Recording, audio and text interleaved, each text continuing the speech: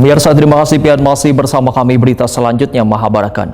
Beberapa wilayah dilanda banjir akibat hujan berintensitas tinggi, bahkan genangan banyu pun hingga ada nang sampai salin tuhut. Genangan banyu nang kada surut terjadi di kawasan perumahan. Diduga lantaran kadada saluran drainasenya hingga banyu kada lancar mengalir ke sungai.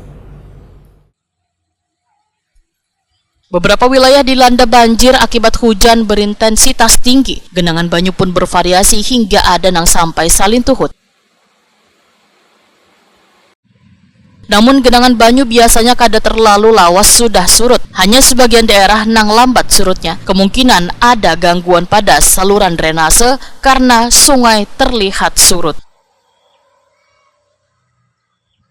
Sedangkan puncak banyu pasang terjadi pada bulan Desember 2024 lalu, namun curahnya hujan di bulan Januari 2025 ini terlalu tinggi, mengakibatkan beberapa wilayah dilanda banjir. Genangan banyu nang terjadi di kawasan perumahan diduga lantaran kadada saluran drainasenya, hingga banyu kada lancar mengalir ke sungai. Demikian dipadahkan Kepala Badan Penanggulangan Bencana Daerah Banjarmasin, Husni Tamrin, Wetakoni Prima TV jelang tengah hari Rabu 15 Januari 2025. Husni Tamrin meminta warga kembali menggalakkan gotong royong membersihi drainase di lingkungan masing-masing hingga berfungsi dengan baik. Ternyata ada banyak yang di daerah-daerah perumahan, seperti yang di daerah Kayu Tangi atau di ini tuh banyak perumahan itu, dan drainasenya tidak lancar ke sungai-sungai.